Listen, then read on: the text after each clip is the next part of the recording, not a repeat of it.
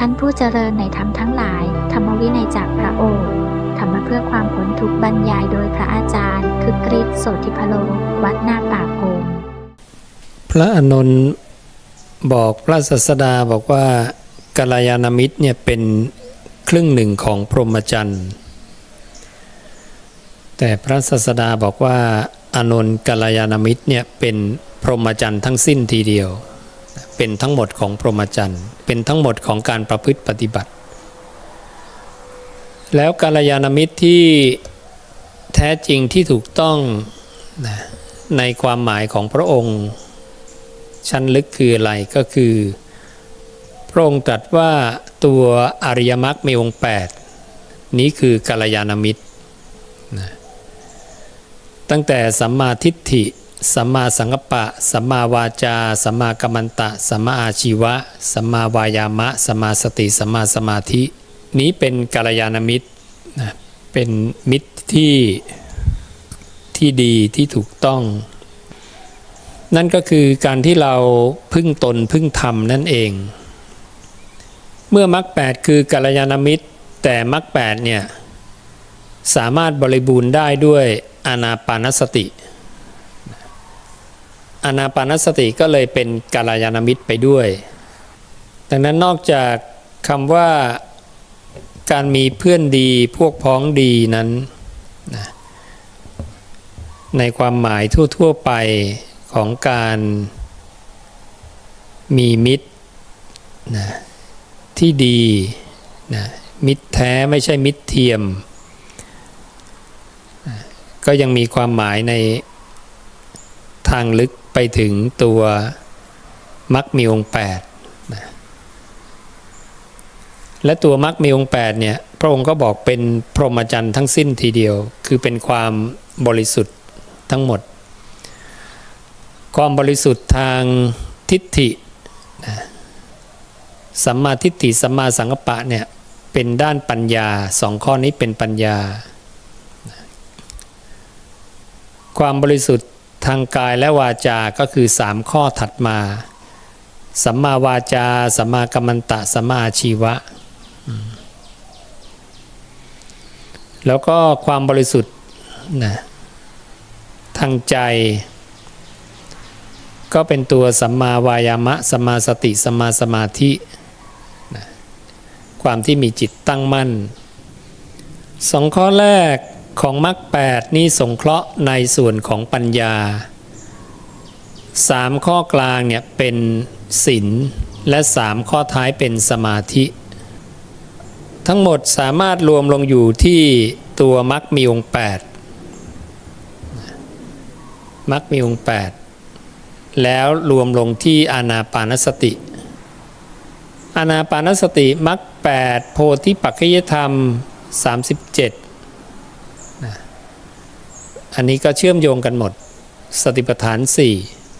4ก็สามารถรวมเป็นสิ่งเดียวกันได้หมดอานาปานสติเป็นเหตุให้ปฏิจจสมุปบาทโททั้งสายเนี่ยมันจางคลายและหมดไปตั้งแต่อวิชชาจางคลายสังขารสามารถทำให้สังขารดับวิญญาณดับนามรูปดับสลายตนะดับผัสสะดับเวทนาดับตัณหาดับอุปทานดับภพดับชาติดับและชรามรณะดับด้วยการเจริญอานาปานสติดังนั้นอานาปานสติจึงเป็นมรรควิธีที่สำคัญและเป็นมรรควิธีที่พระองค์ก็ได้ทรงใช้ด้วยพระองค์เองทรงนำหมู่สาวกไปส่วนมากด้วยอานาปานสติและทรงทำเป็นตัวอย่างในทุกครั้งที่จำพรรษาการจำพรรษา3เดือนใน1ปีมี12เดือนเนี่ย3เดือนที่จำพรรษาเนี่ยพระองค์อยู่ด้วยอานาปานสติตลอดดังนั้นถ้าเราจะเดินตามรอยพระบาทของพระองค์เราก็มาเจริญอานาปานสติ เจริญอย่างไรพระองค์ก็บอกว่าหายใจเข้ายาวให้รู้ออกยาวให้รู้เข้าสั้นให้รู้ออกสั้นให้รู้แล้วก็ทำแค่นี้ทำความรู้พร้อมเฉพาะซึ่งกายทั้งปวงทำกายสังขารให้ลำงับความปรุงแต่งทางกายให้ลำงับใจที่มารู้ลมหายใจเนี่ยลมกำลังไหลเข้าไหลออกแล้วเราไม่ปล่อยให้ใจเนี่ยมันฟุ้งไปในเรื่องนั้นเรื่องนี้แต่เราให้ใจเนี่ยมาอยู่กับลมหายใจที่เป็นเสาเขื่อนเสาหลักพอใจมาอยู่ตรงนี้ธรรมชาติของใจที่มันเกิดดับอยู่ตลอดเนี่ยมันก็จะแสดงความจริงนั่นคือเรากำลังจะเห็นความจริงเห็นสัจธรรมความจริงของสิ่งที่เรียกว่าจิตมโนวิญญาณเป็นของไม่เที่ยงเป็นของเกิดดับอันนี้เป็นเครื่องร้อยลัดเบื้องสูงเครื่องร้อยลัดที่เป็นส่วนละเอียดคือตัวจิตมโนวิญญาณที่มันสามารถไปรู้อารมณ์ทั้งรูปและนามและนามธรรมทั้งหยาบปานกลางละเอียดมันก็สามารถเข้าไปรับรู้ได้การเจริญอานาปานสติจึงเป็นเหตุให้เราเนี่ยสามารถกำหนดรู้การเกิดดับของรูปนามได้กำหนดรู้การเกิดดับของจิตมโนวิญญาณเห็นความจริงตรงนี้ทั้งหมดตัวลมหายใจเป็นรูปหลุดไปคิดนามเกิดละความคิดนามดับขณะที่หลุดไปคิดเนี่ยเมื่อนามเกิดเนี่ยนั่นคือมองย้อนกลับมาก็คือรูปดับพอนำกลับมาที่ลมหายใจก็คือรูปเกิดดังนั้นถ้าเราเห็นอย่างนี้เรียกว่าเรากำหนดรู้การเกิดดับของรูปนามได้รูปนามก็จะเกิดดับอยู่ตลอดเวลาใครทำได้อย่างนี้นี่พระองค์ก็บอกว่าไม่มีสิ่งใดที่อริยสาวกผู้นั้นจะต้องทำให้ยิ่งขึ้นไปกว่านี้ทำแค่นี้ก็ได้นะเห็นปฏิจจสมุปบาทเนี่ยสายใดสายหนึ่งเห็นนามรูปเกิดดับเราก็เห็นว่ามันก็คืออยู่ในปฏิจจสมุปบาทนะจากวิญญาณมานามรูปเห็นนามรูปเกิดดับเห็นไหมพอเห็นแค่นี้ปุ๊บพงก็บอกไม่มีอะไรต้องทำให้ยิ่งขึ้นไปกว่านี้ละพอละเราจะเห็นว่าแต่ละพระสูตรเนี่ยมันโยงเข้ามาที่ตัวปฏิจจสมุปบาทได้ทั้งหมดหรือเราดูตัวตัณหาตัวเดียวท่านบอกตัณหักขยะตัณหักขยาเพราะความสิ้นไปแห่งตัณหาเนี่ยนั่นคือนิพพานเราแค่ดูตัณหาตัวเดียวก็ได้ตัณหาก็จะมี3กามตัณหาภวตัณหาวิภวตัณหาการที่วิภวตัณหานั้นพระองค์ไม่มีการลงรายละเอียดเพราะว่ามันเป็นตัณหาที่ไม่ต้องการพบไม่อยากได้พบละพบแล้วก็ติดนะหนีพบมาอยู่ที่ในส่วนของลำแสงในส่วนของลำแสงดังนั้นในส่วนของลำแสงไม่มีเนื้อหาจึงไม่มีการบัญญัติเรื่องวิภวตัณหาแต่มีหัวข้อมีเพราะว่ารู้ว่าตรงนี้มันยังไม่หมดมันยังเป็นตัณหาอยู่นะยังเหลือส่วนหนึ่งส่วนของลำแสงคือส่วนของสังขารวิญญาณที่มันปรุงแต่งการรู้แจ้งในธาตุในผืนนาขึ้นมาดังนั้นพวกนี้ไม่เอาผืนนาละรู้จักผืนนาแต่ไม่เอาผืนนานี่พวกวิภวตัณหาการจะบัญญัติเนื้อเรื่องราวต่างๆเนี่ยมันก็ต้องบัญญัติส่วนใหญ่จะอยู่กับผืนนาเป็นหลักกามธาตุหรือกามภพรูปภพอรูปภพก็อยู่ในส่วนนี้เป็นหลักเป็นเนื้อเรื่องเป็นเนื้อหาของอารมณ์แต่พอมาอยู่แค่ลำแสงปั๊บเนี่ยเนื้อหาแทบไม่มีเลยนะก็มีหัวข้อนิดเดียวไม่มีเนื้อหาของอารมณ์ให้จับในส่วนของผู้ที่ได้สมาธิตรงนี้สมาธิตรงนี้จึงไม่เป็นสัตตาวาสไม่เป็นอาวาสของสัตว์อาศัยอยู่ ตรงนี้ไม่ได้ก็คืออยู่ได้ชั่วคราวตอนที่มีกำลังที่จะหลีกออกจากภพหลีกออกจากภพที่เป็นส่วนภพที่ละเอียดคืออรูปธาตุหรือตัวอรูปสัญญาตัววิภวตัณหาก็ถ้าเราไปเทียบเคียงเนี่ยกับเรื่องของอตมมยตาอตมมยตาเนี่ยพระองค์ให้ใช้เพื่อละผืนนาปราณีตนะเมื่อมีผืนนาปราณีตสุดท้ายเห็นโทษของมันก็ใช้อตมมยตาก็คือมันก็ไม่ใช่ตัวเราของเรานะไม่ใช่เป็นเราไม่ใช่ของเราเป็นแค่ธาตุตามธรรมชาติก็ต้องมาเห็นการเกิดดับของสภาพธรรมที่อยู่เหนือขึ้นมาเหนือขึ้นมาจากผืนนาเหนือขึ้นมาจากผืนนาก็จะมีส่วนของเมล็ดพืชที่โตเป็นต้นตัดส่วนต้นไปเหลือเมล็ดก็เป็นส่วนของวิญญาณตัวต้นก็เหมือนจิตเหลือวิญญาณนะเหลือลำแสงนะที่โน้มเข้ามาอันนี้เหมือนมโนทุกส่วนเป็นอนิจจังทุกขังอนัตตาหมดนะแปลเปลี่ยนเกิดดับหมดนี่ก็เป็นสิ่งที่เราควรจะเห็นสามารถเห็นอันนี้สามารถเห็นได้ด้วยสติปัฏฐาน3ตโยสติปัฏฐานนานะ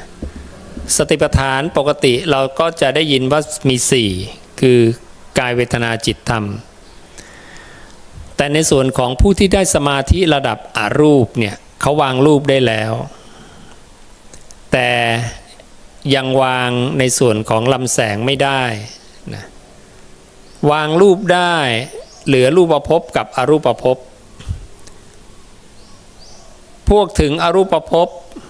นะวางรูปภพได้ดินน้ำไฟลมได้หมดนะเหลืออรูป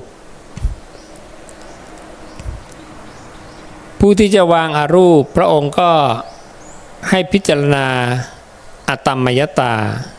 ส่วนเนี้ยว่าไม่ใช่ของเราไม่ใช่เป็นเราไม่ใช่ตัวตนของเราก็ยังเหลือในส่วนของจิตมโนวิญญาณที่เขาต้องละนะที่เขาต้องละตรงนี้และเขาต้องเห็นการเกิดดับของจิตมโนวิญญาณต่อไปนะเขาถึงสามารถที่จะนะปล่อยวางอาสวะหรืออนุสัยในส่วนสุดท้ายได้อวิชชานุสัยนะในพระสูตรเรื่องอาหาร4สามารถที่จะดูเวทนาเกิดดับก็หลุดพ้นได้ดูเวทนาเกิดดับก็มี3ตัว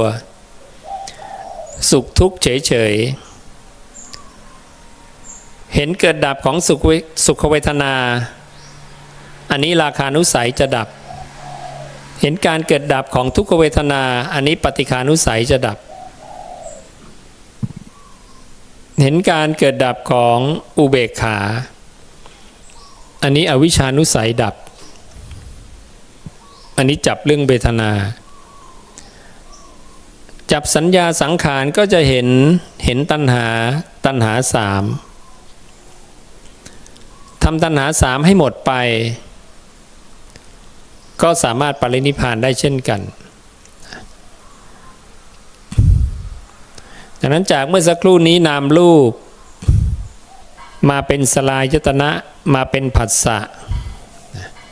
เราเห็นนามรูปเกิดดับก็หลุดพ้นได้จากนามรูปลงมาเป็นเหตุปัจจัยของการมีขึ้นของสลายตนะคือตาหูจมูกลิ้นกายใจกับรูปเสียงกลิ่นรสสัมผัสธรรมารมณ์อย่างละ6อายตนะใน6นอก6กระทบกันเกิดผัสสะตัวผัสสะก็ไม่เที่ยงอีกเพราะผัสสะก็เป็นองค์ประกอบของธาตุที่ไม่เที่ยงมาประกอบกัน เนี่ยเราจะเห็นว่าในสายปฏิจจสุปาโทเราก็ไล่มานะเห็นนามรูปเกิดดับนะวิญญาณเกิดดับสลายยตนะเกิดดับ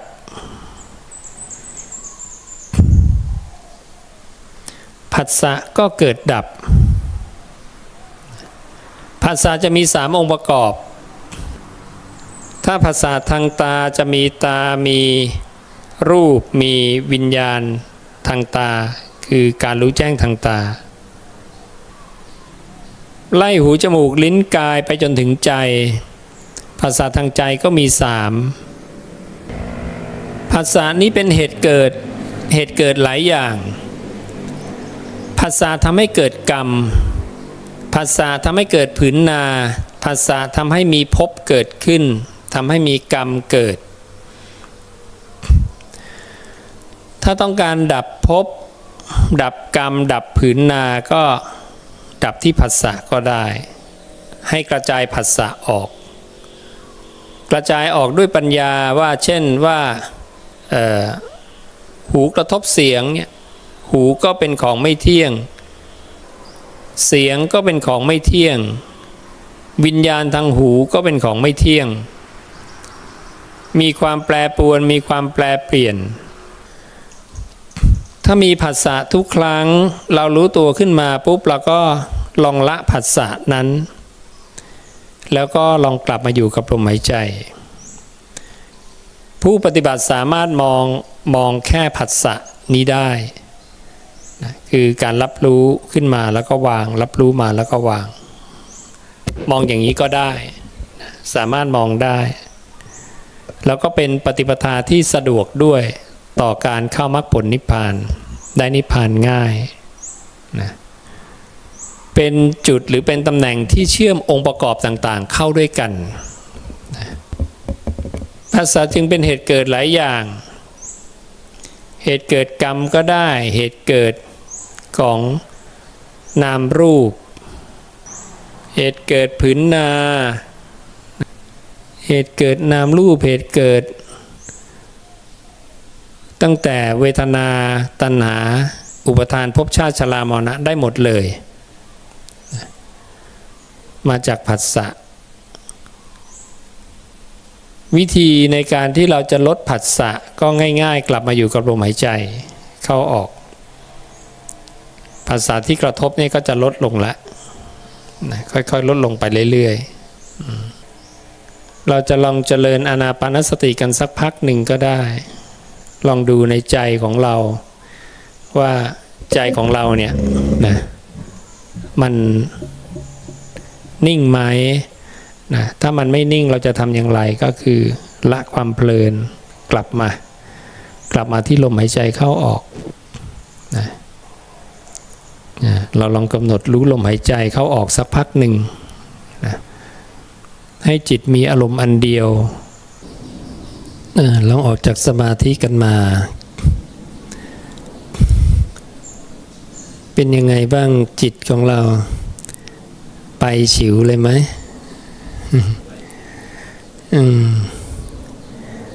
เนี่ยถ้ากายเราแตกทำลายตอนนี้นะไปไหนตอนไหนก็ไม่รู้เนาะไปเกิดต่อกระจัดกระจายกันเลยเหมือนซัดท่อนไม้ขึ้นไปในอากาศพระองค์บอกว่าบางคราวตกเอาโคนลงบางคราวตกเอาปลายลงบางคราวตกเอาท่ามกลางลงนะคติไม่มีความแน่นอนในความไม่แน่นอนตรงนั้นเนี่ยเป็นทุกขติเสียส่วนใหญ่ปริมาณเท่าดินมหาปฐพีมีโอกาสได้กลับมาเกิดเป็นมนุษย์หรือเทวดามีปริมาณแค่เศษดินปลายเล็บนี่คือความยากในการได้อัตภาพเป็นมนุษย์หรือเทวดาที่พระองค์ตรัสบอกมนุษย์ทั้งหมดเนี่ยหลังจากตายแล้วเนี่ยนะโดยการยกอุปมาก่อนว่าดินปลายเล็บกับดินทั้งโลกอันไหนมากกว่ากันโดยที่พระองค์เอาเล็บเขี่ยเศษดินขึ้นมานิดหนึ่งนะและพระองค์ก็บอกว่าสัตว์ที่จุติจากมนุษย์ไปแล้วกลับมาเกิดเป็นมนุษย์มีน้อยโดยที่แท้แล้วสัตว์ที่จุติจากมนุษย์ไปแล้วกลับไปเกิดในนรกกำเนิดเดรัจฉานเปรตวิสัยมีมากกว่าโดยแท้นะดังนั้นคำว่าน้อยกับมากของพระองค์เนี่ยด้วยอุปมา น้อยคือดินปลายเล็บมากคือดินในมหาปฐพีนะนี่คือมนุษย์มาเกิดเป็นมนุษย์แล้วก็บอกว่าสัตว์ที่จุติจากมนุษย์ไปแล้วกลับไปเกิดเป็นเทวดามีน้อยโดยที่แท้แล้วสัตว์ที่จุติจากมนุษย์ไปแล้วกลับไปเกิดในนรกกำเนิดเดรัจฉานเปรตวิสัยมีมากกว่าโดยแท้จะกลับมนุษย์ตายเนี่ยกลับมาเป็นมนุษย์ก็เศษดินปลายเล็บกลับไปเป็นเทวดาก็เศษดินปลายเล็บนะด้วยปริมาณเท่าดินมหาปฐพีจะลงไปสู่นรกกำเนิดเดรัจฉานเปรตวิสัยนี่คือมาตรฐานของมนุษย์ทั่วๆไปนะอันนี้คือพระสูตรที่เราไม่เคยได้ทราบมาก่อนซึ่งจริงๆพระสูตรอย่างเนี้ยน่าจะแบบว่านำมาบอกบ่อยๆนำมาพูดจนเป็นที่รู้กันของหมู่ชาวพุทธเพื่อที่จะได้ตระหนักว่าถ้าเราปล่อยชีวิตให้ไปเรื่อยๆแล้วไม่ขวนขวายที่จะเป็นอริยบุคคลขั้นต้นเนี่ยคติเราไม่ดีแน่นอนอย่างเงี้ยและแม้แต่เทวดาเองที่เป็นภพที่สูงส่งเพราะทำสมาธิได้มีความเพียรมีความพยายามดีแต่หลังจากตายแล้วก็ไปทุกขติอีกเท่าดินมหาปฐพีอีกพระเจ้าก็ตัดด้วยอุปมาเดียวกันแล้วก็บอกว่าสัตว์ที่จุติจากเทวดาไปแล้วกลับมาเกิดเป็นเทวดามีน้อยโดยที่แท้แล้วสัตว์ที่จุติจากเทวดาไปแล้วกลับไปเกิดในนรกกำเนิดเดรัจฉานเปรตวิสัยมีมากกว่าโดยแท้แล้วก็ตรัสของเทวดาอีกว่าสัตว์ที่จุติจากเทวดาไปแล้วกลับมาเกิดเป็นมนุษย์มีน้อยโดยที่แท้แล้วสัตว์ที่จุติจากเทวดาไปแล้วกลับไปเกิดในนรกกำเนิดเดรัจฉานเปรตวิสัยมีมากกว่าโดยแท้ดังนั้นเทวดาก็เช่นกันหลังจากเทวดาทั้งหมดเนี่ยตายลงไปได้กลับมาเป็นเทวดาอีกมีเพียงแค่เศษดินปลายเล็บหรือได้กลับมาเป็นมนุษย์ก็เพียงแค่เศษดินปลายเล็บที่เหลือปริมาณเท่าดินมหาปฐพีไปเกิดในนรกกำเนิดเดรัจฉานหรือเปรตวิสัยอันนี้ก็เป็นพุทธจักขุของความเป็นตถาคตอรหันตสัมมาสัมพุทธะดังนั้นเราก็ต้องป้องกันตัวเราเองไม่ให้ไปทุกขติไม่ให้ไปทุกขติมีคุณสมบัติอย่างไรบ้างเอาว่าถ้ายังไม่ถึงโสดาบันก่อนถ้ายังไม่ถึงโสดาบันเราก็ต้องทำยังไงฟังคำตถาคตเนืองๆจนคล่องปากขึ้นใจแทงตลอดอย่างดีด้วยทิฏฐิ4อย่างฟังเนืองๆฟังบ่อยๆนะฟังบ่อยๆจนสามารถยังไงคล่องปากแล้วก็ขึ้นใจนะจำได้แทงตลอดอย่างดีด้วยทิฏฐิก็คือเข้าใจนะแทงตลอดอย่างดีด้วยความเห็นทำความเข้าใจนี่คือ4ข้อนี้ใครมีอยู่ในตนเนี่ยก็รับประกันตัวเองได้ละนะพระองค์บอกว่า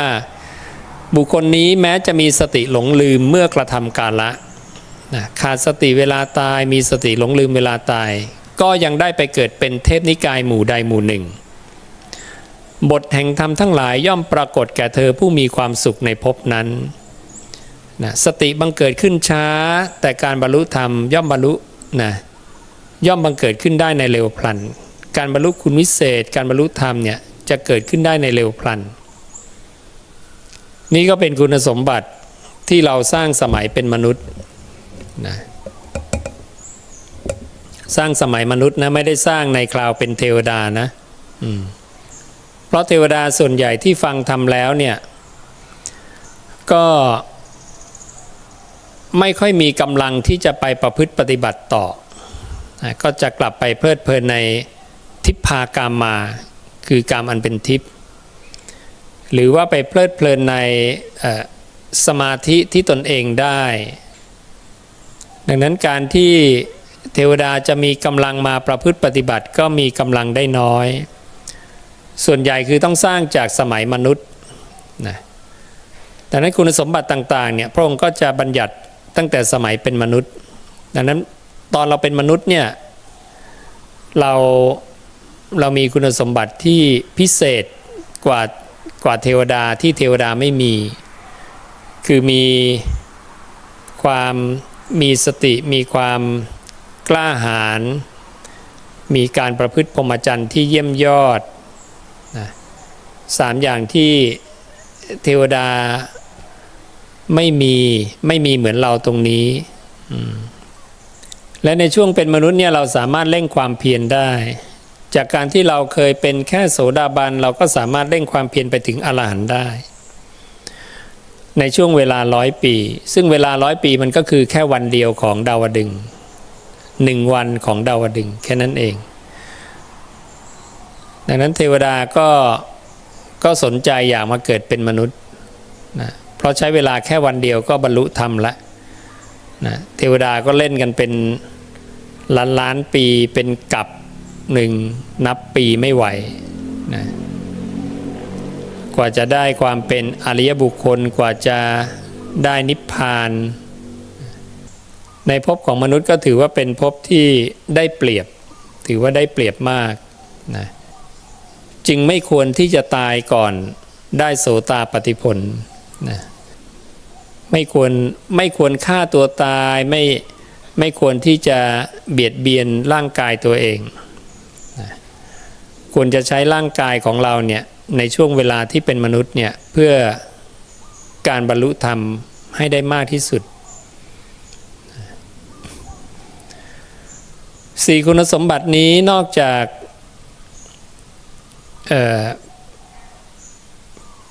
บทแห่งธรรมเนี่ยจะมาระลึกเองได้แล้วเนี่ยก็ยังมีว่าไปมีโอกาสได้ยินภิกขุที่มีฤทธิ์ขึ้นไปแสดงธรรมในหมู่เทพบริษัทตัวเองระลึกไม่ได้แต่ไปได้ยินภิกขุที่มีฤทธิ์ขึ้นไปแสดงธรรมในหมู่เทพบริษัทก็สามารถบรรลุธรรมได้ที่เปรียบเหมือนบุรุษเนี่ยเดินทางไกลได้ยินเสียงกลองนะก็จะมีความมั่นใจว่านี่เสียงกลองไม่ใช่เสียงอย่างอื่นหรือไม่เจอภิกขุที่ไปแสดงธรรมให้แต่ไปเจอพวกเทพบริษัทแสดงธรรมด้วยกันเองไปได้ยินได้ฟังซ้ำอีกครั้งก็บรรลุธรรมเลยนี่คือต้องสร้างเหตุมาก่อนนะต้องมีเหตุปัจจัยมาก่อนสมัยมนุษย์ที่ฟังคำตถาคตเนืองๆไม่ใช่คำคนอื่นด้วยนะต้องคำตถาคตนะแล้วก็คล่องปากแล้วก็ขึ้นใจแล้วก็แทงตลอดอย่างดีด้วยทิฏฐิเนี่ย4 ข้อนะการได้ฟังพวกเทพบริษัทแสดงธรรมด้วยกันเนี่ยพระองค์เปรียบเหมือนบุรุษได้ยินเสียงสังนะก็จะมั่นใจว่านี่คือเสียงสังไม่ใช่เสียงอย่างอื่นดังนั้นเมื่อได้ยินได้ฟังธรรมะซ้ำอีกครั้งหนึ่งก็สามารถบรรลุธรรมได้เลยการบรรลุธรรมจะเกิดขึ้นได้ในเร็วพลันแม้สติจะบังเกิดขึ้นช้าก็ตามพระองค์บอกสติบังเกิดขึ้นช้าแต่การบรรลุธรรมย่อมมาเกิดขึ้นได้ในเร็วพลันอีกพวกหนึ่งช้าที่สุดพวกนี้นะพวกแรกระลึกเองได้พวกที่2ต้องไปได้ยินภิกขุที่มีฤทธิ์ขึ้นไปแสดงธรรมพวกที่3ได้ยินพวกเทพบริษัทแสดงธรรมด้วยกันเองนะพวกที่4ไม่ได้3โอกาสไม่เจอ3โอกาสนี้แต่จะเจอภิกขุที่เกิดมาก่อนพวกเทพบริษัทที่เกิดก่อนนะเทพบริษัทที่เกิดก่อนมาเตือนเทพบริษัทที่เกิดหลังถึงข้อธรรมก็สามารถที่จะระลึกได้แล้วก็บรรลุธรรมเลยนี่ก็เป็นกลุ่มที่4พระองค์ก็จะอุปมาเปรียบเหมือนบุรุษ2 คนที่เคยเล่นซัดฝุ่นกันในสมัยเด็กๆแล้วก็จากกันไปนานแล้วก็กลับมาอีกทีหนึ่งมาเจอกันก็คุยกันว่าสมัยก่อนเคยเป็นอย่างนี้นะเล่นซัดฝุ่นด้วยกันจำได้ไหมดังนั้นเทวดาที่เกิดก่อนก็จะมาเตือนเทวดาผู้เกิดในภายหลังนะซึ่งก็คงเคยเป็นเพื่อนกันมาในสมัยมนุษย์แล้วเคยไปฟังธรรมด้วยกันนะหรือรู้ธรรมะในแบบเดียวกันคือคำของตถาคตคนนี้ตายมาก่อนมาเป็นเทวดาก็เหมือนเป็นเทวดาเกิดก่อนคนนี้ก็ตายตามมา มาเป็นเทวดาเพิ่งมาเจอกันพระศาสดาก็บอกว่าเทวดาที่เกิดก่อนก็จะมาเตือนเทวดาผู้เกิดในภายหลังนะถึงข้อธรรมต่างๆพระองค์ก็บอกว่าสติบังเกิดขึ้นช้าแต่การบรรลุธรรมก็จะบังเกิดขึ้นได้ในเร็วพลันนี้ก็คือการบรรลุธรรมของเทวดาที่สร้างเหตุปัจจัยสมัยมนุษย์นะด้วยการฟังคำตถาคตเนืองๆจนคล่องปากขึ้นใจแทงตลอดอย่างดีด้วยทิฏฐินี่ก็คือที่ต่ำกว่าโสดาบันที่เราจะพอรับประกันได้ว่าเราจะไม่ไปทุกขติแต่ถ้าเราจะรับประกันตัวเราให้ชัวร์ๆก็พยายามขยับขึ้นเป็นโสดาบันชั้นต้นๆเช่นศรัทธานุสารีหรือธรรมานุสารีนะ ผู้แล่นไปตามศรัทธาหรือผู้แล่นไปตามธรรมเขามีคุณสมบัติอย่างไรนะเขามีคุณสมบัติว่าตาหูจมูกลิ้นกายใจเขาเห็นโดยความเป็นของไม่เที่ยงนะเขามีความเชื่อน้อมจิตไปนะเชื่อมั่นคงว่าตาหูจมูกลิ้นกายใจเนี่ยเป็นของไม่เที่ยงแค่นี้เป็นสัทธานุสาลีส่วนธรรมานุสาลีก็คุณสมบัติคล้ายๆกันนะได้ผลเท่ากันนะธรรมานุสาลีก็คือตัวอายตนะ6เนี่ยภายใน6หรือภายนอก6เนี่ยตาหูจมูกลิ้นกายใจทนเพ่งโดยประมาณอันยิ่งด้วยปัญญาของบุคคลใดบุคคลนั้นชื่อว่าธรรมานุสาลีเขารู้แล้วว่ามันไม่เที่ยงแล้วเขาก็เข้าไปเฝ้าดูให้เห็นความไม่เที่ยงตามความเป็นจริงมั่นคงอย่างเนี้ยอันเนี้ยเรียกธรรมานุสาลีผู้แล่นไปตามธรรมสัทธานุสาลีธรรมานุสาลีนี้พระองค์จัดว่าเป็นผู้ที่ก้าวล่วงปุถุชนภูมิก้าวล่วงปุถุชนภูมิละจิตเขาเนี่ยเข้าสู่สัมมตานิยามระบบแห่งความถูกต้องก้าวข้ามพ้นปุถุชนภูมิไม่อาจที่จะกระทำกรรมที่ทำแล้วเข้าถึงนรกกำเนิดเดรัจฉานหรือเปรตวิสัยได้และที่สำคัญคือพระองค์บอกว่าอภัพพะคือไม่ใช่ฐานะไม่ใช่ฐานะที่จะกระทำกาละก่อนแต่ที่จะทำให้แจ้งซึ่งโสตาปัตติผลนี่เขาได้ผู้ปฏิบัติเพื่อความเป็นโสตาปัตติผลแล้วนั่นคือพระองค์รับประกันว่าก่อนกระทำกาละเนี่ยนะเขาต้องได้โสตาปัตติผลการกระทำกาละจะเกิดก่อนการได้โสตาปัตติผลไม่ได้นะโสตาปัตติผลต้องได้ก่อนมีการกระทำกาละนี่ก็เป็นการที่พระศาสดาได้รับรองคติของสัทธานุสาลีและธรรมานุสาลีซึ่งอริยบุคคลสองขั้นนี้ก็น่าสนใจซึ่งก็เป็นผู้ที่เที่ยงแท้แน่นอนเที่ยงแท้ต่อการได้โสตาปัตติผลแล้วพระเจ้าก็ไปพยากรณ์โสตาปัตติผลว่าเป็นผู้เที่ยงแท้ต่อการตรัสรู้พร้อมในเบื้องหน้าในเบื้องหน้าเนี่ยจะเจอคำสอนหรือไม่เจอก็ตามคนนี้ต่อยอดเองได้แล้วมีธรรมมันไม่ตกต่ำแล้วเพราะเขาไปเป็นเทเวจะมนุษย์เสจะเทวดาบ้างมนุษย์บ้างขึ้นลงอยู่กับมนุษย์เทวดาอยู่อย่างนี้โอกาสจะเจอศาสนาพุทธอีกหรือเปล่าไม่รู้ไม่มีใครตอบได้เลยแต่คนเนี้ยนะสามารถที่จะต่อยอดเองได้ไ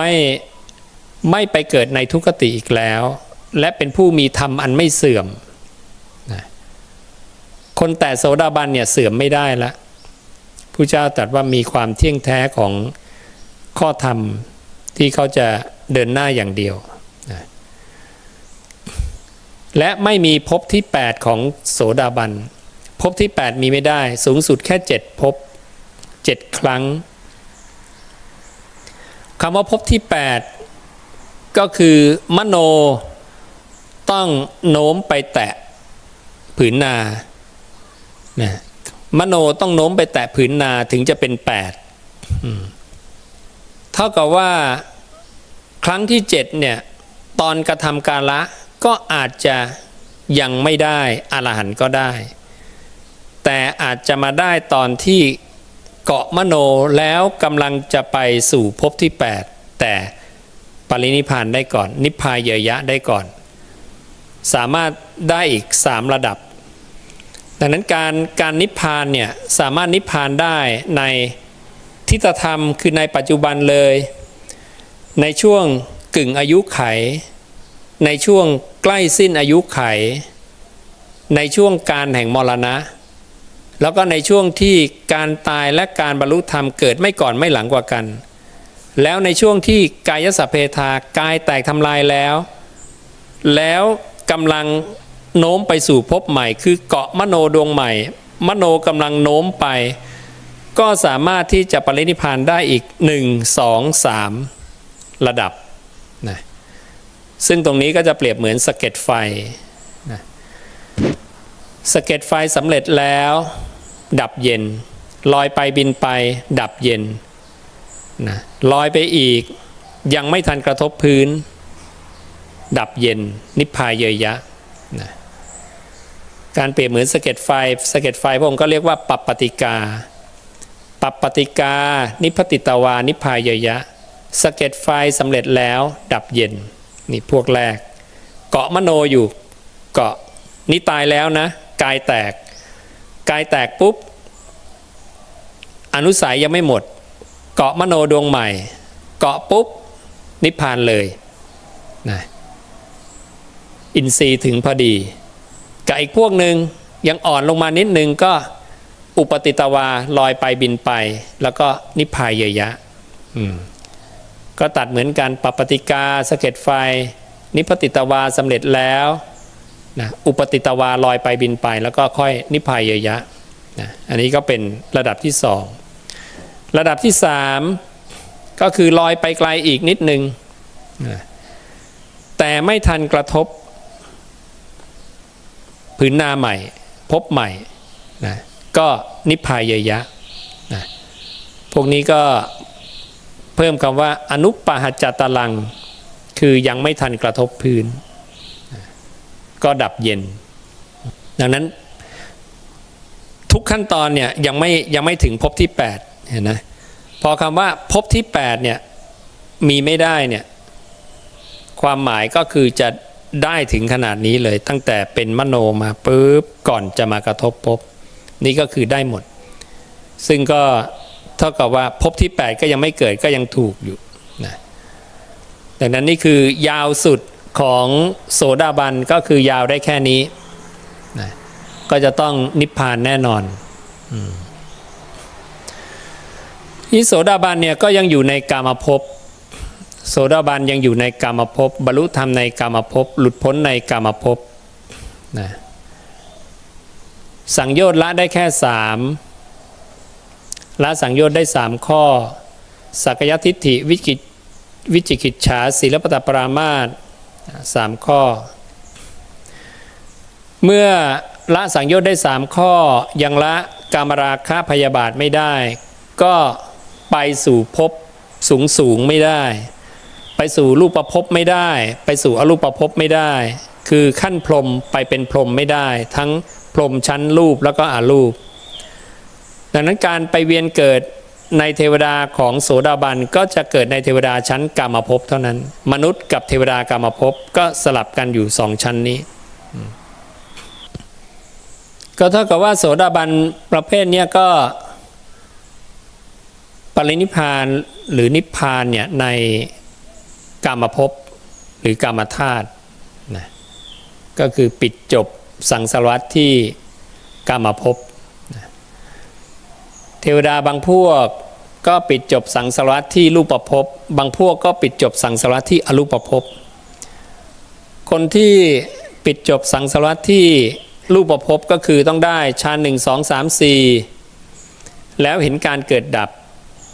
แล้วสมาธิเขาบริบูรณ์จนกระทั่งกายแตกพอกายแตกเขายังได้สมาธิอยู่นะกายแตกเขายังได้สมาธิอยู่เขาก็ไปเกิดในเทวดา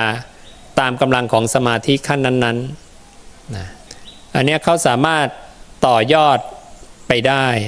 นะในกรณีของเขา เห็นเกิดดับเข้าไปเกิดในสุทธาวาสสุทธาวาสก็ยังเป็นรูปภพนะสุทธาวาสก็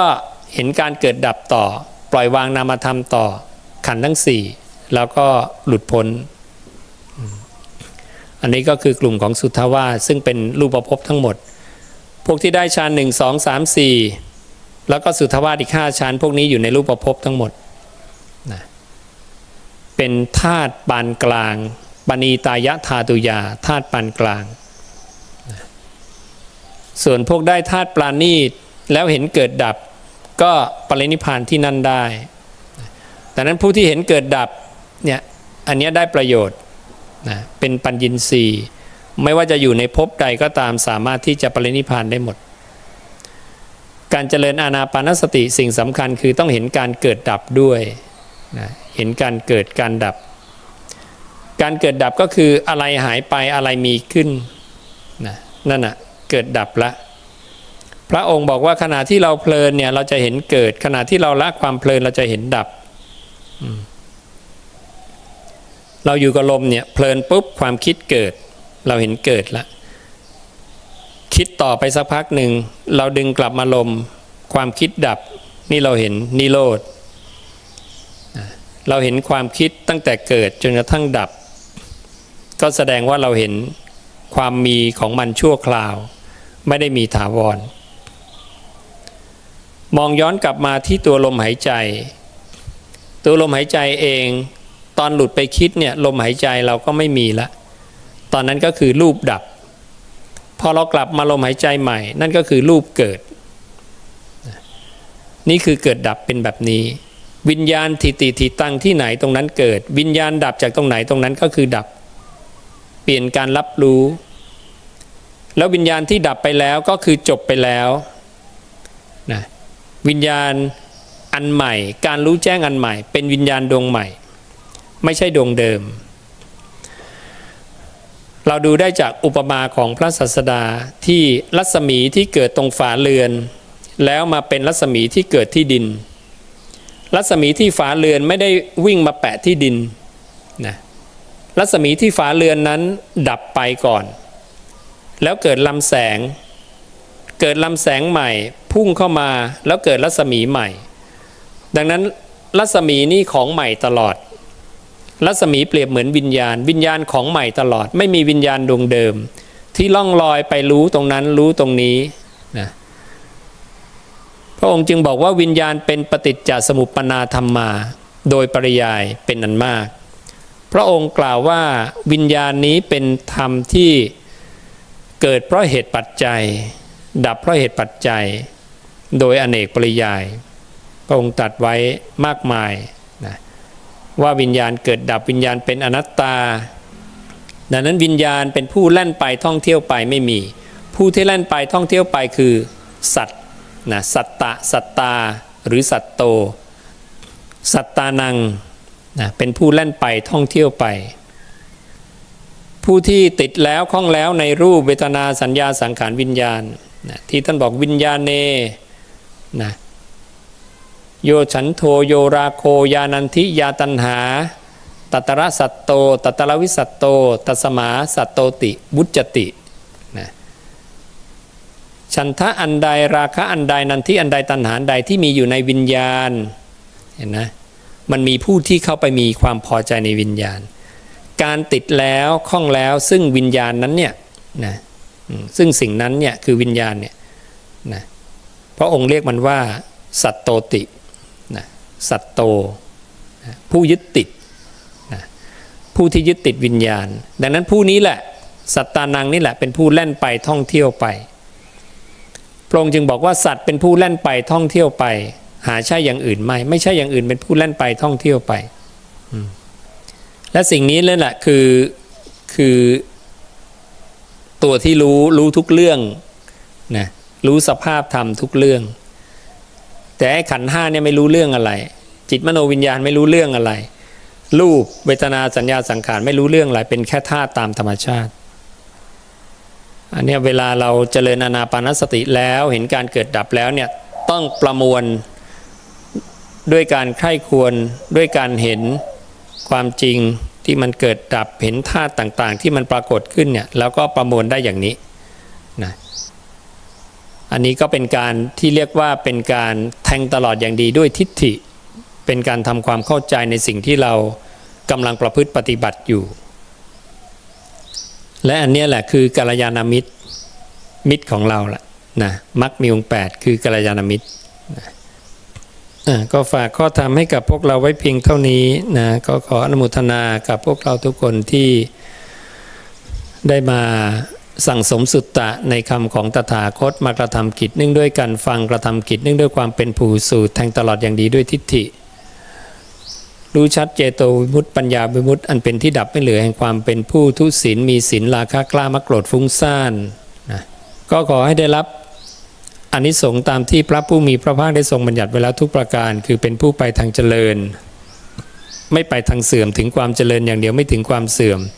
ได้ความเป็นโสดาบันสำเร็จมรรคผลนิพพานในอนาคตการอันใกล้โดยทั่วกันทุกท่านทุกคนเถิดอย่าลืมกดไลค์ กดติดตาม